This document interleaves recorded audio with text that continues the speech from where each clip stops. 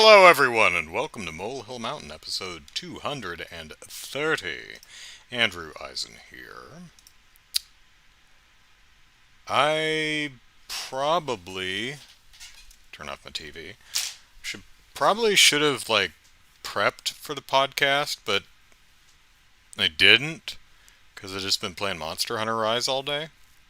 Um, I got Monster Hunter Rise. It was originally the to be delivered on Tuesday, which I was like, oh, well, bummer pants, but that's okay because I can. Got plenty other games to play. In fact, I still have to. Trails in the Sky, I have to redo the last stream on my off time, which means tonight or early tomorrow morning. Because I forgot to save the game before I turned it off after the last stream. Luckily, all we did on the last stream was just talk to people. So, really, all I have to do is do a little bit of shopping and then sit through a couple of cutscenes. Less than 15 minutes, I should be caught up. So, not a big deal. I actually had to redo some shopping anyway because I hit a bit of a soft lock that had me resetting after I had purchased a few things. And I didn't rebuy them on the stream. So, now I have to do all of it again, but that's okay.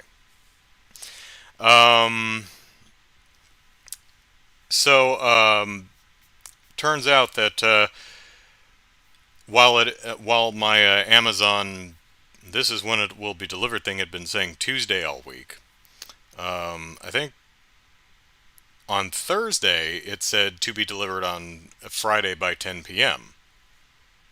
Jared, you did tell me that autosaves, so know that for next time. It changed from Tuesday to Friday at 10 p.m. I said great because I'm working all day Friday. And Friday morning, I decided to check on it, see if it's see what it says, and it said out for delivery, should be there between 9 and 11 a.m. And it arrived on my doorstep at 8:58, which meant that I had to do my entire workday with Monster Hunter Rise sitting next to me.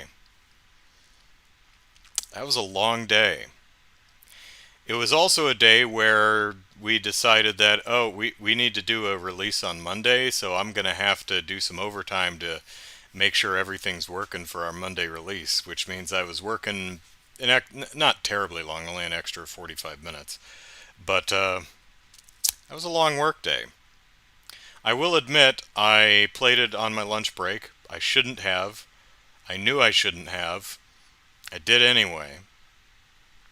And I took an extended lunch break to do it. And the only thing I got accomplished for the hour and a half I spent playing it was getting through the character creator.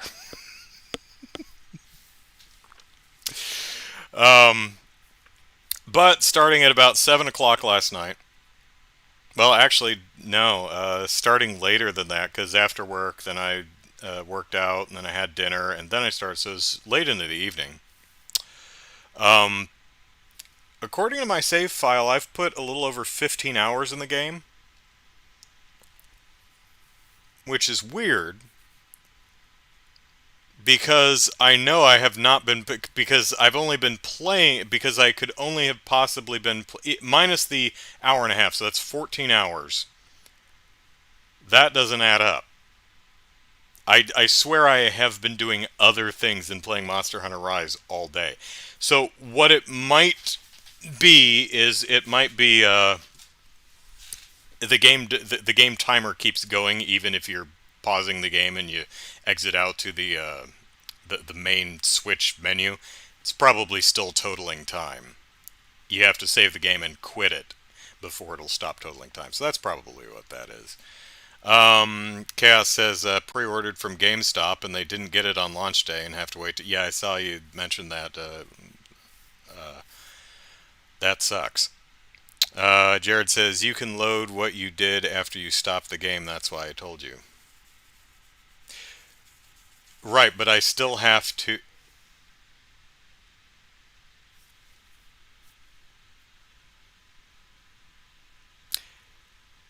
I either have to go to that autosave and rebuy some stuff, or I have to go to the save where I had bought stuff and then sit through a few cutscenes. So either way, I have a little bit of work to do, but not much. Kinder Shock, hello, love Monster Hunter Rise. Yeah, I'm quite enjoying it too. Um, I'm working, so I am recording my first hunts for each monster for the Leslie and Bob Hunts video series, which I'll be doing at some point. I've hunted 5 monsters in total so far. Um, I don't know when the Leslie and Bob videos will start coming out because I kind of want to see if I can do a title card of some sort. Because what I've been doing is I've had Kamara Village is an interesting place with a lot of things going on. So far I've had kind of a cold open with pointing out a fun thing in the Kamara Village, and then I go to the quest, and I'd kind of like to do the cold open, and then Leslie and Bob hunt something, and then move on. But I'm really terrible at that's just not my strong suit, designing or creating art. I'm actually pretty proud of myself for the title card I made for Middle Aged Man Watches Gem like Holograms. That's top tier for me. Um, Jared says I'd get it if I had a Switch. Well, in another year or so, it'll be on PC. So there you go. Uh, and because I'd hate to have just like a black screen with white text. Leslie and Bob hunt a Royal Ludroth or whatever. That would kind of suck. But I'll see if I can do something visually interesting, or I just won't bother with the title card. Um, Monster Hunter Rise is pretty good. Really enjoying it so far. It does. I had 2 major criticisms, and one I think was me misunderstanding something. I was under the impression that the training area was not available until Rondine, the Argosy trader, her facility was up and running, which I thought was really weird. That I had to actually fight the first monster before I could actually hit the training room and figure out how the hell dual blades work. I think I might have been wrong about that. I think it's possible that the training room was just it's over there on the right, and I rewatched the cutscene, and there is a camera pan that goes over there, but there's nothing to really indicate that that's the boat to the training area. It could just be a boat. Um, so when I went to see when Rondine says, "Hey, I'm available," I went over to talk to her, and then I looked to the right and went, "Wait a minute." I walked over there and I'm like, "Oh, there's a training area." So training area, I'm guessing I probably just overlooked, and it is available from the start. I, it's odd that that's like the only area that they don't really make a big deal about guiding you to. That would seem rather important to me, especially for new players or veteran players who are looking for the training room to try out a new weapon. Um, but that's not a problem. Oh, so I'll replace it with a different second problem. One thing that I'm sure of is the game, for reasons that I will never understand because I'm not in contact with anyone who'd know, the game locks you out of the options menu for the first little bit of the game, which means you have to go through the camera tutorial because one of the haha, you're here, that guy, he's like, "Hey, this is how you operate the camera now. Take a picture of me." So, because the game will not let you go into options, you can't change the vertical camera controls yet. So you have to fuss with it. And I swear to God, if the vertical camera controls are opposite from the way I want them, I operate a camera like I'm drunk. The view just I can't get you center frame. I just can't do it. Um, I genuinely, honestly have no earthly clue why in the heck the game is designed such that you can't get into the options menu to change things like the camera controls until you've tutorialized a little bit. And it's not like until you get to the point where they tutorialize the options menu, it's just at some point you're allowed in. That's weird to me, and they don't like it. But eventually it unlocks and is able to put the uh, y-axis controls on what is called inverted, the way nature intended, the correct way to control a camera. And all was right with the world. The second huge, humongous, unbelievably big problem that almost torpedoes the game, and Capcom should feel really bad about it. If you played the demo, or if you got the game and you sat on the title screen and you listened to the wonderful song that the Village Quest lady sings, da da da da, that whole thing. It's fully voiced. It's wonderful. Mwah. It's really pretty, really lovely song. That song, all 80 seconds of it, so it's a very short song, plays on a never-ending loop when you're in the village. Full vocals. Not an instrumental version, that probably would have been fine. No, the full vocal version of the song, again, which is only like 80 seconds long, plays non-stop forever. Is there too much of a good thing? Yes. Yes, there is. And that's an example. Again, I think simply doing an instrumental version of it probably would have been fine.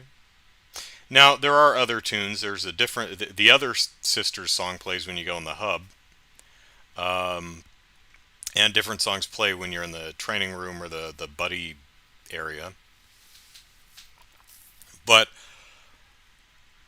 that really hampers my enjoyment of wandering around Kamara. I almost said Sakura, but Kamara Village, which is a wonderful place with all kinds of lovely little details that I'm still discovering.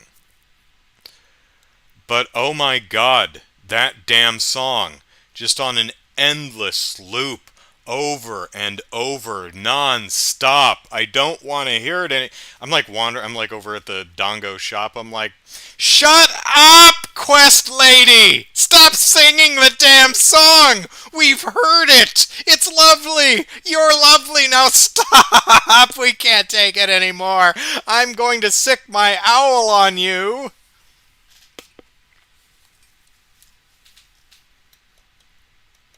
Hello, Suzanne. Other than that, the game's great. I do have some small nitpicks with, for example, when you choose an option out of the menuing, like if you go to save the game, it kicks you all the way out of the menu.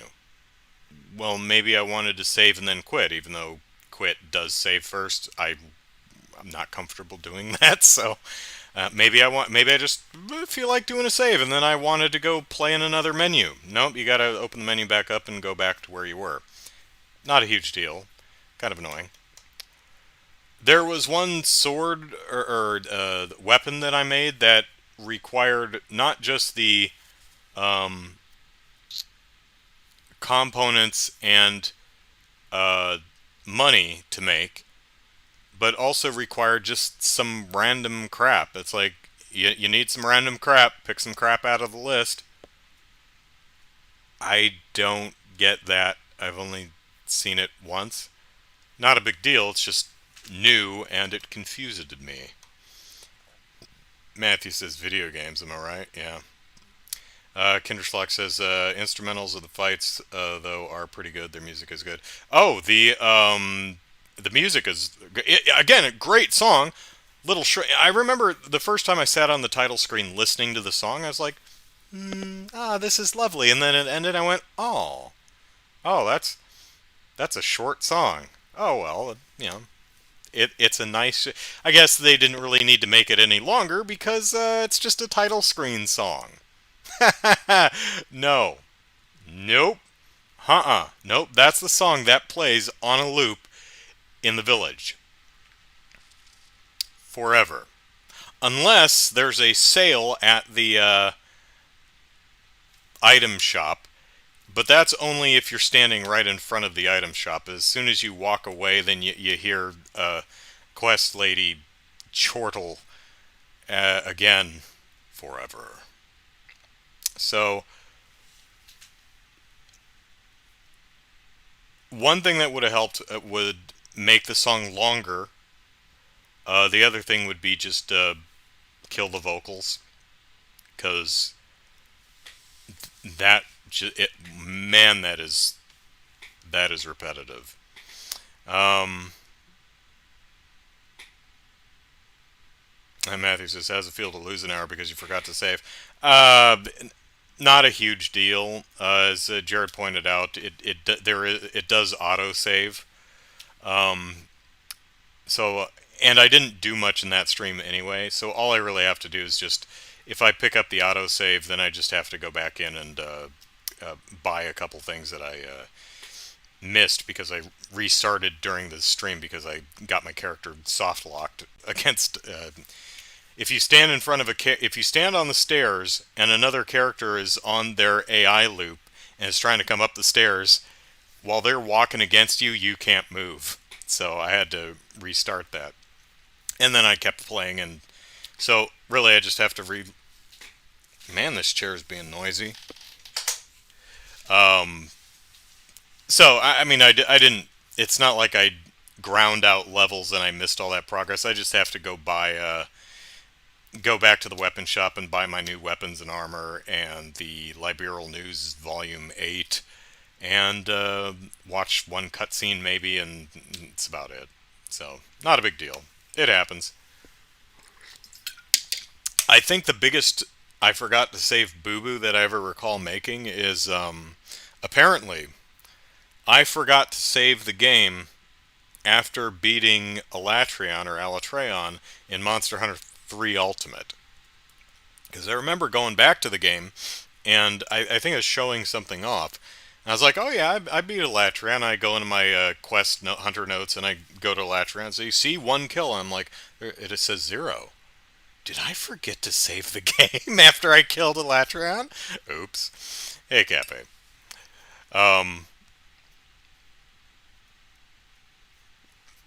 So, I have. So let's see. We've got Leslie and Bob. We've got our new Palamute, not Bob, who I made the dopiest looking dog I could. Oh, it's interesting. The character creator is unsurprisingly, I suppose, more limited than the one in World is. Less hairstyles. Getting things the right color is almost impossible. I tried to make Leslie and Bob look as close to as they did in Monster Hunter World and Iceborne, but for Bob's fur, I could not get true black for his fur, which is weird. I mean, at best, I could get like charcoal gray. Leslie's hair color. First, her hairstyle does not exist in Rise, and getting her color right doesn't appear to be completely possible. Same with her eye colors. Couldn't get those to match either. Even though both games give you the literal numerical value for the hue, saturation, and contrast, still looks completely different. Same thing with her skin tone. So she looks similar, I guess, but it is what it is. The Kahoot, the owl, I called Poogie 2. Um, what else is there? Oh, you can hire a bunch of extra buddies to. They're basically your farm. They go on little gobble-looking submarines and go get you supplies. It's actually really weird being at the beginning of a Monster Hunter game again and having to budget. It's like, oh man, I need to go out and gather some honey so I can make some mega potions. or I have to actually think about how much zenny I have, or how many resource points. Because in World and Iceborne, once you're to the end game, you are drowning in that stuff. Mega potions, yeah, I've got like 4,000 of them in my item box. um, Matthew says been playing Yakuza 6 on the PC. I still need to get Yakuza 7, but I've got I'm playing through two RPGs right now. Trails in the Sky, and Xenoblade Chronicles, which I'm playing very slowly, and and Monster Hunter Rise, if you want to consider that an RPG. Um,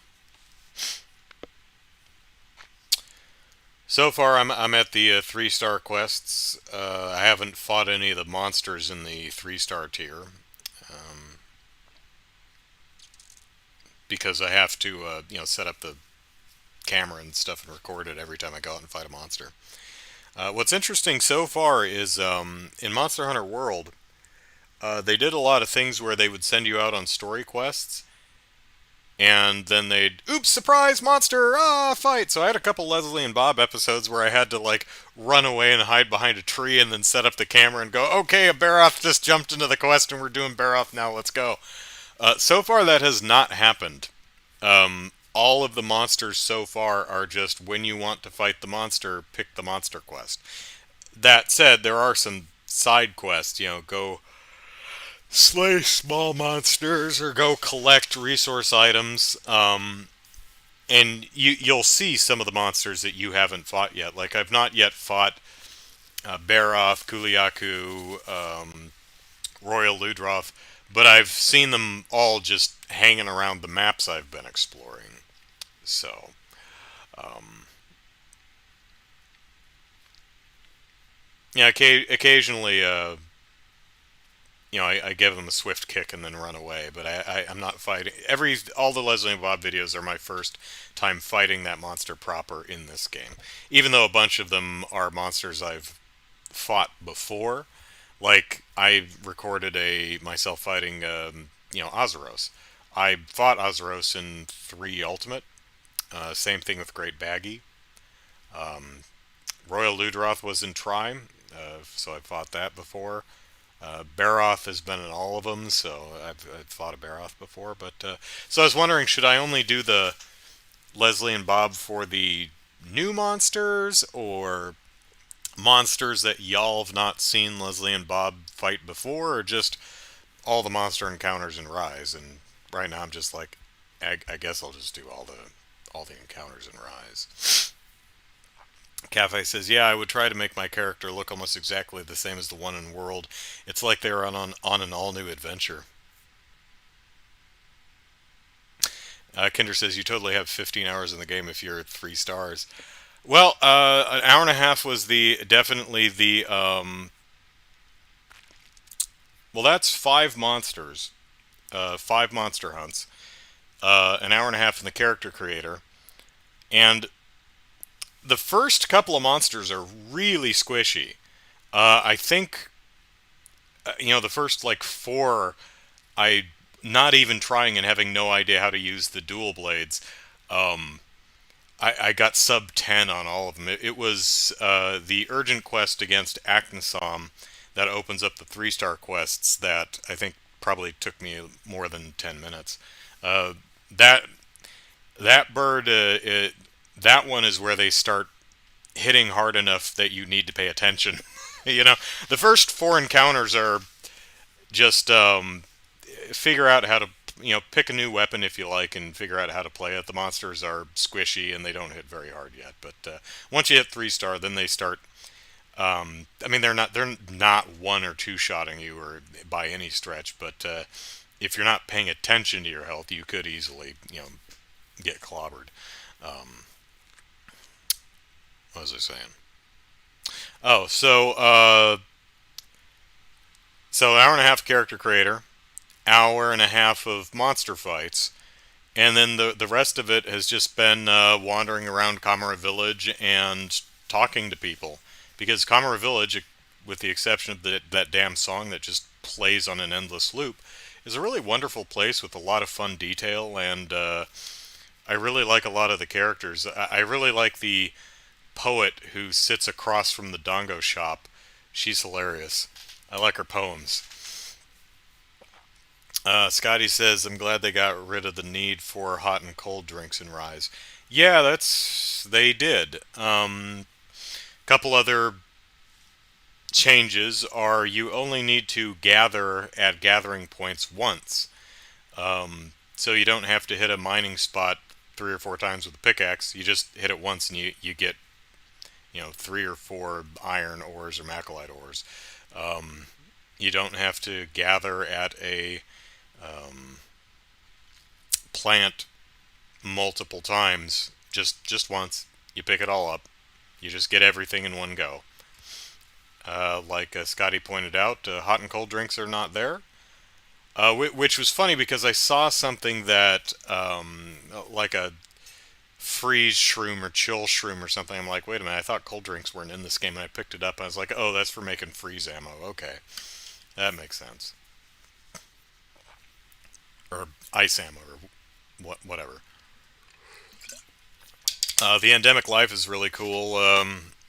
My one of my favorites so far is, which actually took me a moment to figure out how the hell it worked. It's a lantern bug or something like that. What it does is it's something you don't have to equip or use as an item. You just pick it up, and it acts essentially as a shield that also damages anything that's smacking you. So you have your health bar, and then you pick up this little lantern bug, and you get this little smaller health bar above it. And every time you get smacked, that decreases, and whatever smacked you takes a little damage. So, so the little lantern bug essentially just sits on your shoulder and blocks, and then explodes at anyone trying to hit you. So that's fun. Um, Another criticism I have, and this is something I noticed in the demo, is when you're wyvern riding, when you capture a monster and mount it and ride it across the plane, and then ram it into a wall, you might think, I wonder how that controls. Well, how do you move the hunter? Well, with the control stick, you push in the direction you want to go. So, might seem obvious that for the wyvern riding, you just push the control stick in the direction you want to go, and the monster goes off in that direction. No. You have to hold down the R button.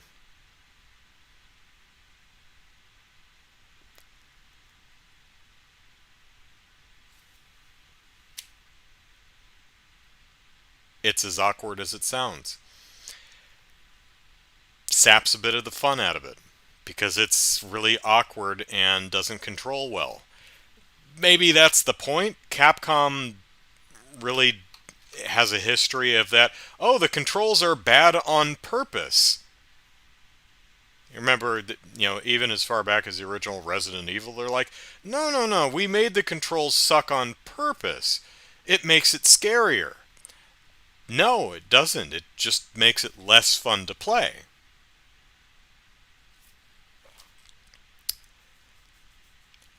So I can imagine them thinking, oh, well, it's a giant monster that you just barely have control over, so we don't want to have pinpoint analog stick accuracy, so we'll just hold down the R button and they'll run in the general direction they're facing.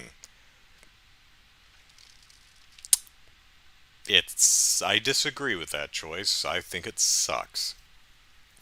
I went in the options to see if that could be changed, and there was an option to change it from R to left stick. And I went, oh, thank goodness. I didn't read it carefully because it's not the R button or the left stick. It's the R button or click the left stick and hold it down and try to steer while you're holding it down. The way it reads to me is click it to start moving and click it to stop moving, but that does not seem to be the way it actually works. It seems to be you have to hold down the left stick, the L3. Capcom, just let me move the monster with the left stick, please. Seriously. Scrungle! Haven't seen you in a while. How you doing? You cut the tip of your finger off. Well, that sucks. And you're getting ready for Rise by playing World. Okay, cool. Um,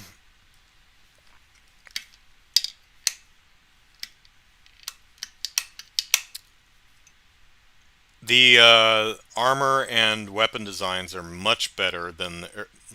let me rephrase that. The new armor and weapon designs are so much better than the new, well, especially the new weapon designs that they had in World. A lot of people complain that the World weapons were mostly bits on a stick. They'd take an iron or a bone weapon and then they'd like slap a Kuluyaku feather on the handle and call it a day. It's really boring. The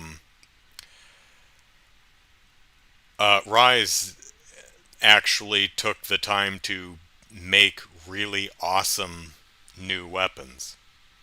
Now, I think the Kuluyaku weapons are the same as they were in World because Kuluyaku was introduced in World, and that's what Kuluyaku's weapons look like.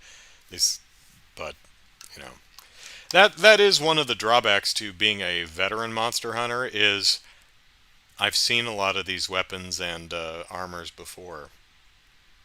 You know, but everything that the dog is wearing is new. Unfortunately, the dog doesn't get nearly as many options as the cat does. I'm guessing it's because the cat already had those options designed. Um, I'm guessing the developing in the middle of a pandemic probably limit. This probably would have been fleshed out in some ways a little bit more had a lot of Capcom not been working from home. I imagine that had something to do with it. I think they also suffered like a ransomware attack at some point too.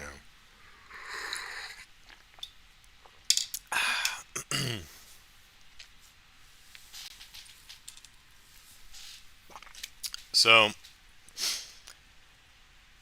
so far, I've actually 3-star quests, and I've already opened up 4 of the 5, at least, that have been publicly announced maps, which is a lot faster than I expected them to open up. That's okay. One concern I have so far is the maps are built very vertically to take advantage of the wirebug movement. My least favorite map in World/Iceborne, was the Ancient Forest. Because even after several hundred hours in that game, I still cannot find my way around the Ancient Forest. If my scout flies don't lead me somewhere, I will never find it.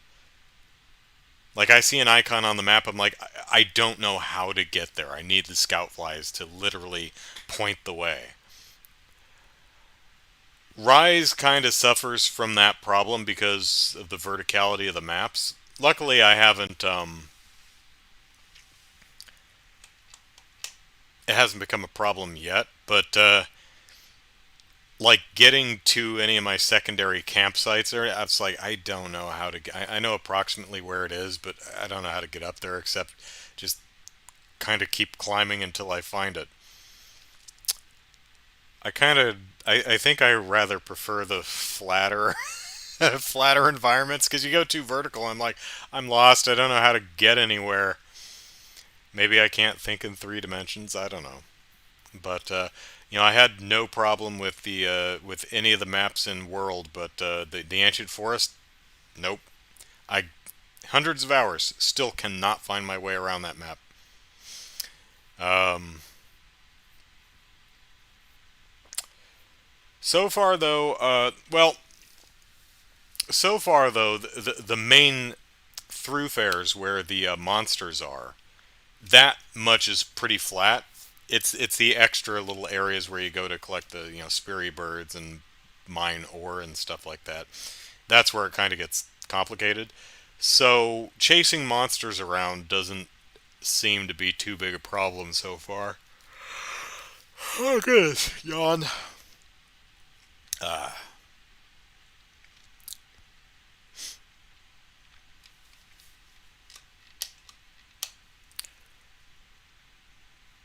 and is that all I have to say about Monster Hunter Rise? Yeah, I can't really spoil anything. I'm not that far along the game yet. I'm still in low rank. Have a map on the second monitor. Yeah. Um, the problem is because of the verticality that you have maps on maps. So it'll you'll get a 2D map and you'll see a something there. And it's like I don't know where that is though, or how to get to exactly that point.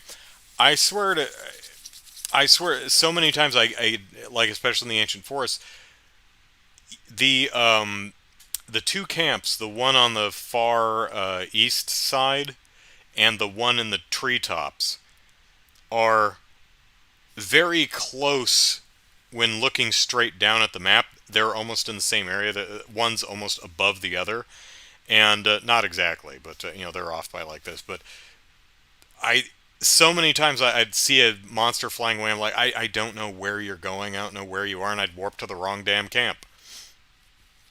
So, and there's no scout flies in Arise, so you just need to head in the direction that. Although the game, god damn, with the yawning, the game is very waypointy. Like every single gather and delivery quest or slay small monsters quest, everything is marked on your map. So if you can navigate via map, you're not going to, it's like collect 8 glomgrass buds. It's like, great, where the hell are those? Dot, dot, dot, dot, dot, all over the map. Just go to the dots. Slay 8 Kelby. Great, where are the Kelby? Dot, dot, dot, dot, dot. Just go to the dots. So, not sure yet how I feel about that, because that that leans a little just marking things off a checklist kind of thing, rather than you have to figure out, you have to learn, where do the Kelby herds like to graze, where are the mining spots for the ore. Bad with the yawning, damn. Um, Cafe says the treetops always drove me nuts. Yeah, I mean it's a gorgeous environment, but I constantly found. Also, for some reason, I could not. A lot of times, I had just an absolutely horrible problem actually following the scout flies. I swear to God, they'd go the wrong way occasionally, and sometimes their trail was just not clear where it was pointing. I think a lot. Sometimes that would have to do is you'd mark a monster and it would go for the monster and the monster would change area, and then your scout flies would double back and go the other way, and then you'd have this line of scout flies protruding in two opposite directions. Like, well, which way are we going now? Um, there is a waypoint arrow on the map, but it does get confusing at times. So.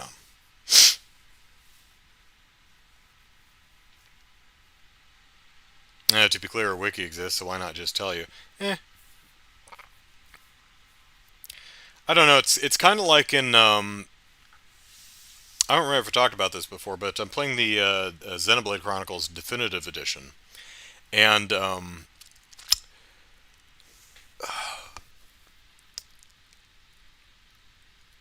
one thing it does new in the definitive edition is it shows you exactly where every single. Why is this chair so goddamn noisy right now? Is it gonna fall apart? Jeez. Um, every side quest, every person who says, "Hey, go kill 6 of these, go collect 4 of these," every single thing they show you exactly where on the map it is. That's certainly convenient, and there's so much side quest busy work that it's probably better that way. But on the other hand, in the original game, there was something more engaging about, okay, you need to beat, 5 Crabbles. Okay, well, what are Crabbles? Where do they hang out? You have to know the lay of the land and where things are. In this one, it's just, go walk to all these places. But, so I'm a lot further in Xenoblade Chronicles than I was when I stopped playing it 10 years ago. 10 years ago, I played it for 30 some hours, got to the Nopon village, and there's like the Nopon village is a big treehouse thing, and it's like 8 stories tall, and there's several dozen Nopon wandering around, and different ones at different times of day. 10 years ago, when I was playing that, I went, nope, and I shut it off for the day because I was like, because I'm compelled to talk to every single. If you've watched me play Trails in the Sky, you know this. I'm compelled to talk to everybody. And it's like, no, no, I just don't have. I'm tired. I don't want to do it today, and I just never got back to it. So I finally got past that. I'm now probably 60 hours into that game. I got it for my birthday, so I've been playing it for like 2 months. Um, we just crossed over to Mechonis, and then fell off. And all of us survived somehow, because we're the protagonists. So we're now at the foot of the Mechonis. So that's where I have no idea how far along the game that is. We're all like level 56, 57, 58, somewhere around there. And there are enemies that are like level 98. So maybe I'm only just over halfway through. And plus, we explored most of the Bionis, so I would assume that we explore a lot of the Mechonis too. So I'm probably only like 55, 60% of the way through the game. Hell, we just added a brand new character to the roster. So, would be a shame if get a new character and, well, that's the game. Wasn't that fun?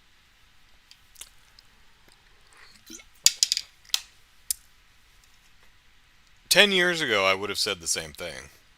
Well, actually, no, because 10 years ago I had not actually played Pandora's Tower yet. So the 3 Rainfall games are Xenoblade Chronicles, The Last Story, and Pandora's Tower. How would I rank them?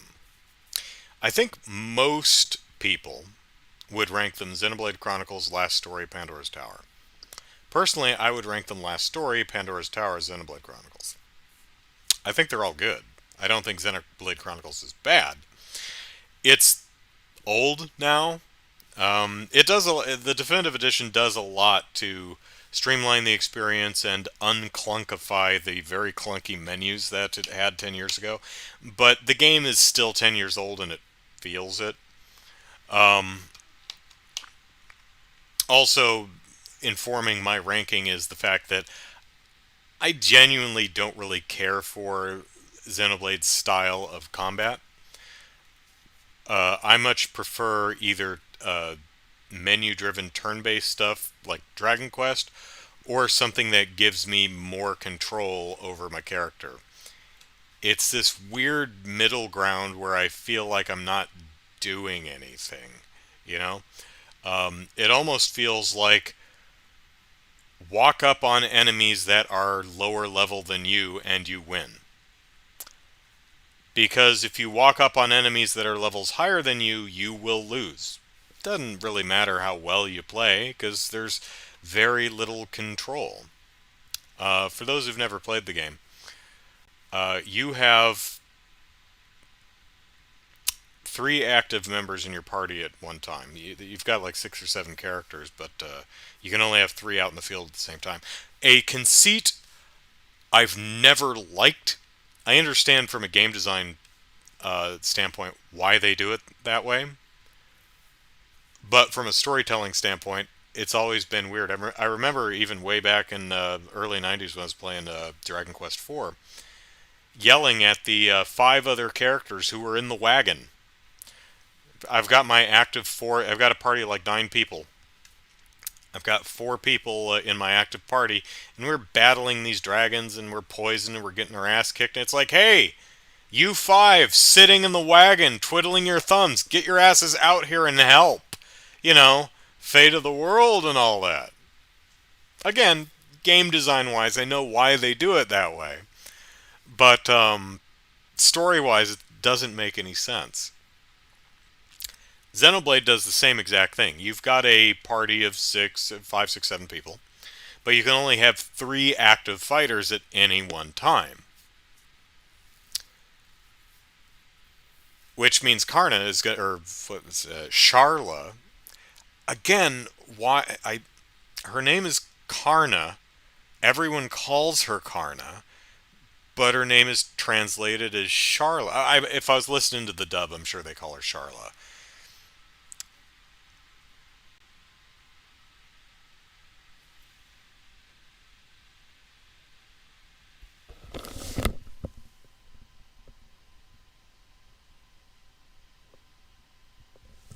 Fireworks? March 27th.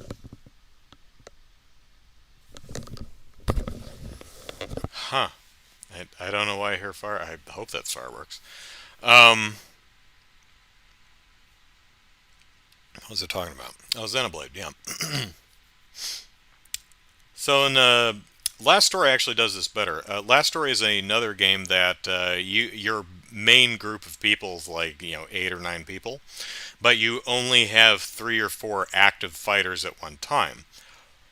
But I like it because the last story actually gives you a reason why the other 3, 4, 5 characters in your party aren't there with you.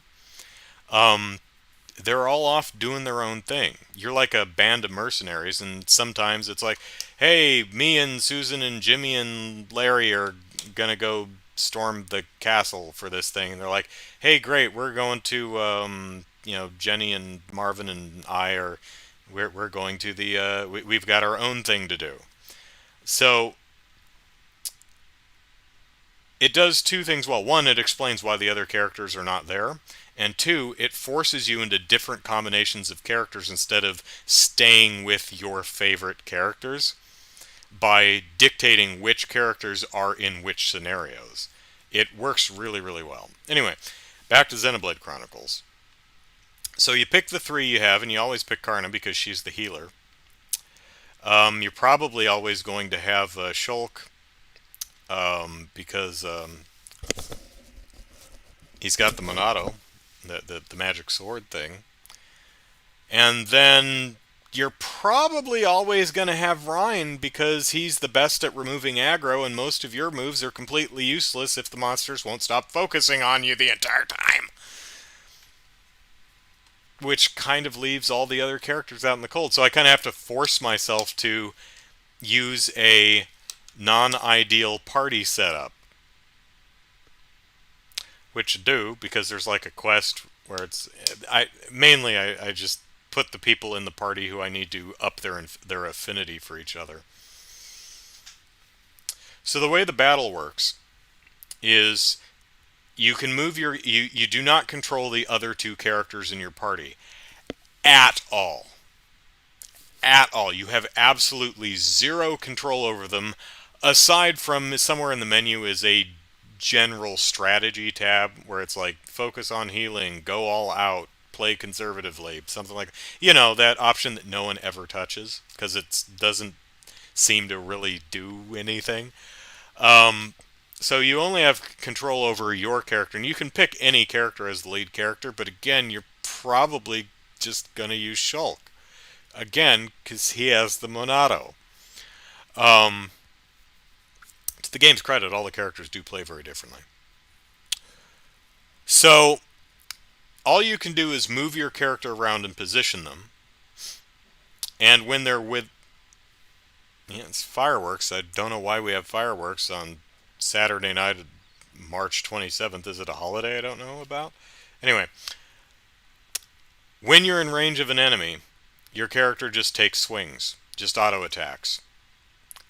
That builds up, doing auto attacks builds up your special move.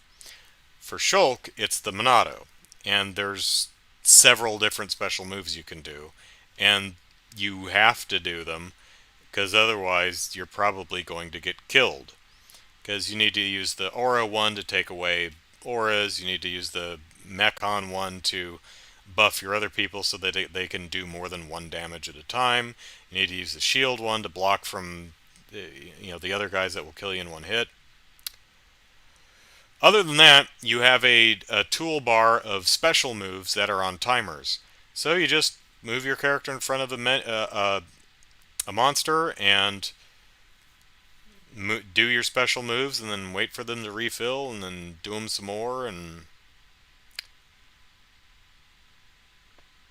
it's really not very engaging at all. It's almost boring. It's just compelling enough. Why is this chair making so much goddamn noise? Yeah, I don't like it. I don't like the battle system in Xenoblade. It's not very fun. What also hurts it is the animation in the game is really, really bad, even by 2010, 2011 standards. It's really bad. Most of the enemies, they have no animations for turning to face a different direction. They just pivot on a point. They just kind of spin around like they're sitting on a lazy Susan and someone just rotated them.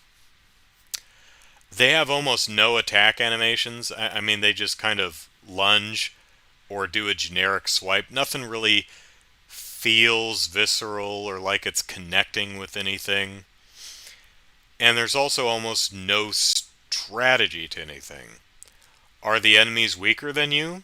Then you could essentially just put the control down. It's going to take longer because you're not doing special moves. But as long as Karna's in your party, she's going to keep you guys alive, and you'll beat them to death eventually. Is the enemy one level ahead of you? You're going to die. Go grind somewhere.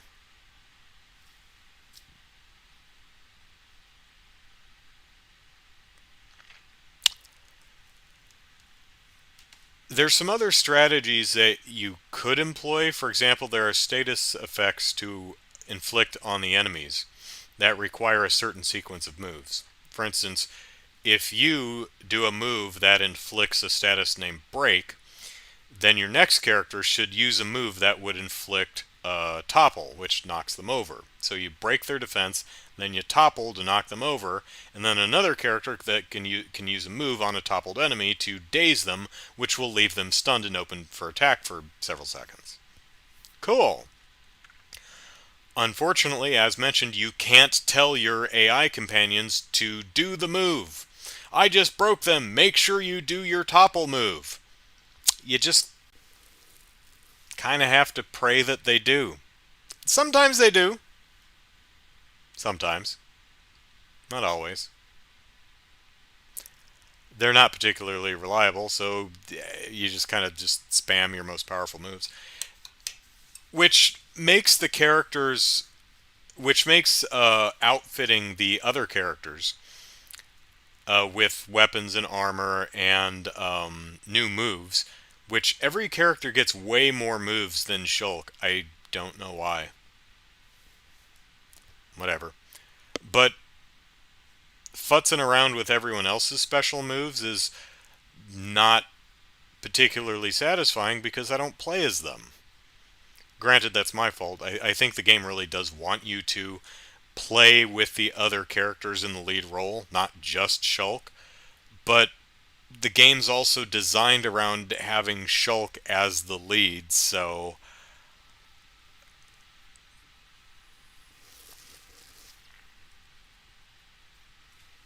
I don't know.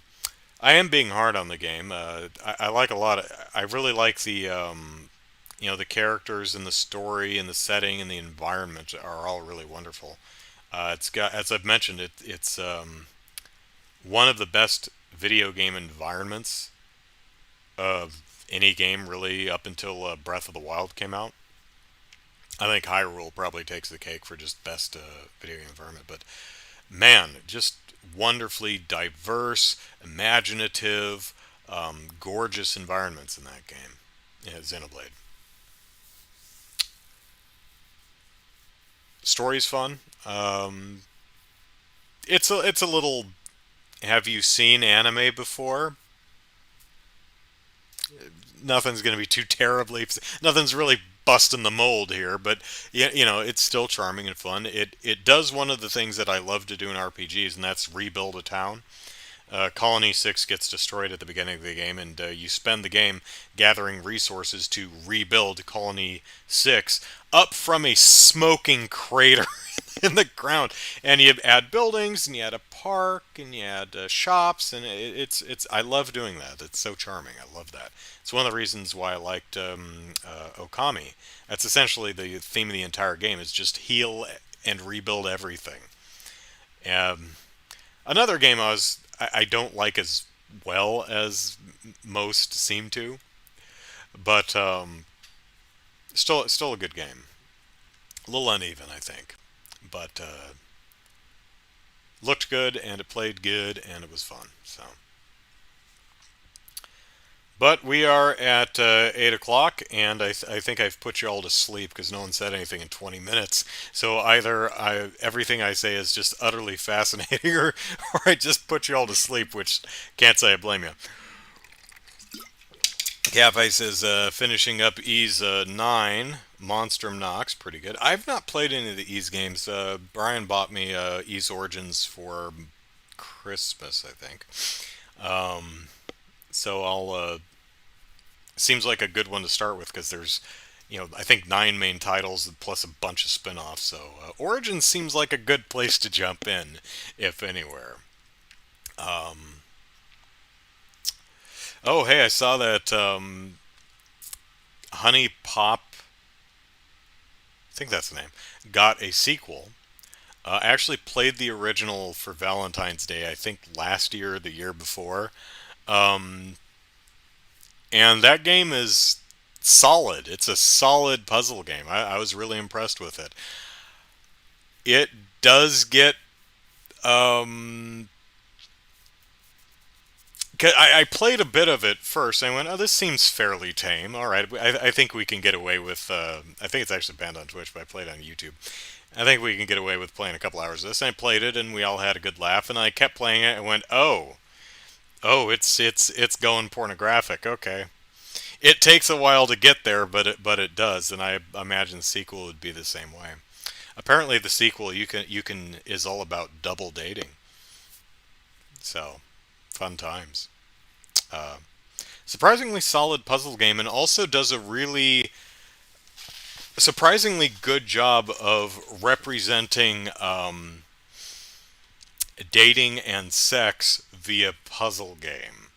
I think the game, in its more ribald sequence, probably has the best gameplay representation of sex that I've seen in any game trying to do the same. So, yeah, pick that one up and give it a go. It's actually a pretty solid puzzle game. So, good on Larry or whoever made the game. I don't know. It feels like it's one of those just one person made the game rather than a team. I really don't know. who the developer is, but they did pretty good. So good job. Cafe says, "Dude, you got me to 100% honey pop." Did I? Oh, good. Did I 100% it? I don't know if I 100% it. I know I beat it. um, I don't recall I honestly don't know if I 100%ed the game, but I did um, make all the women's very happy at one point or another. So, like I said, which is funny because I played Honey Pop 2 completion um, because it was a genuinely good puzzle game. Puzzle Quest, on the other hand, I've played a couple versions of that, and while I think they're solid, they lose steam for me. I've never completed any of the actual Puzzle Quest games. They're also significantly longer than Honey Pop is, so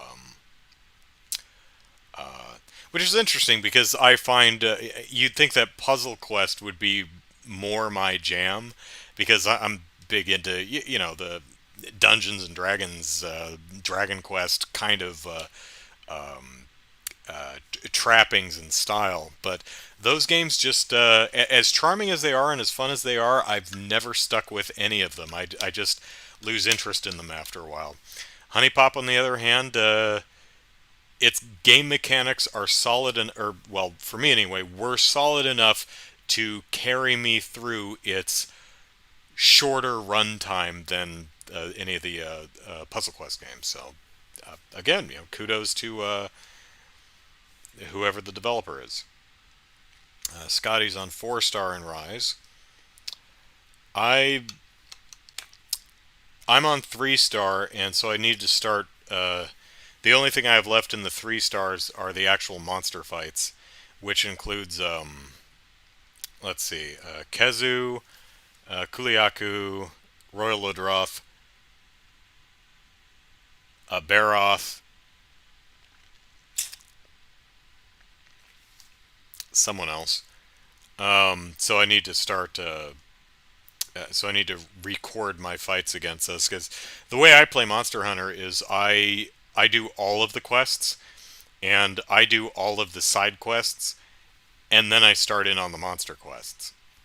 So, and for anyone who's wondering, I am currently wearing mostly the Great Azuchi armor, which is funny because that's the first monster, and I'm still wearing the Great Azuchi armor. I did actually throw on, I think, some Lagambi pants or baggy pants. Great baggy. I think Lagambi pants and I think jaggy sleeves, um, just because of the skills. I think, if I'm remembering right.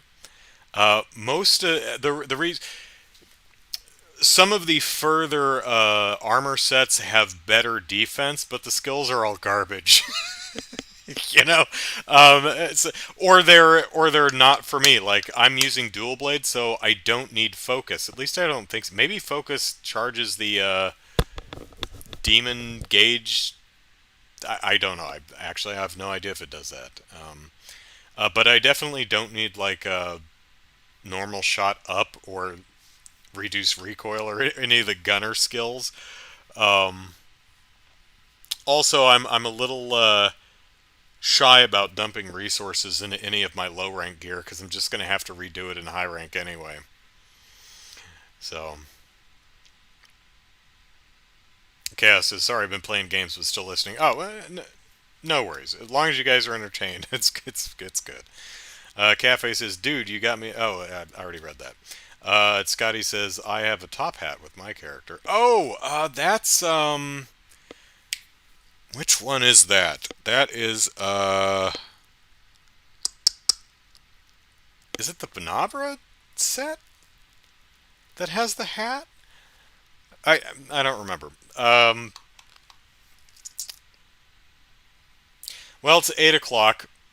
I have more Monster Hunter Rise to play and more Leslie and Bob videos to shoot, I suppose. I also have to really quickly fire up Trails in the Sky and get back to where we were last time because we're going to be streaming some more of that tomorrow. So join me tomorrow, noon Pacific Standard Time, for more Trails in the Sky. Uh, I think we are going to start the tournament. Um, so I never played the game before. I'm assuming we get to fight in the tournament. Um, I where I am in the game right now, we're just going to watch, but I mean, we've got to be roped into actually fighting at some point, right? So, uh, looking forward to that. So, I think, therefore, I am that will do us for tonight. I also forgot to. I've super busy week at work. Forgot to actually make the audio version of last week's podcast, so I need to do that too. So I should probably do my chores and then play more Monster Hunter Rise. You know, I've played it apparently for 15 and a half hours over the last 20, and I know I got more than 5 hours of sleep. So I think it's counting the time that I just leave the game on while I go eat breakfast or something. So that's that for tonight's episode of Molehill Mountain. Hope you all had a lovely time, and I hope you'll join me tomorrow at noon Pacific Standard Time for some Trails in the Sky. All right, have a good night, everyone. Bye bye.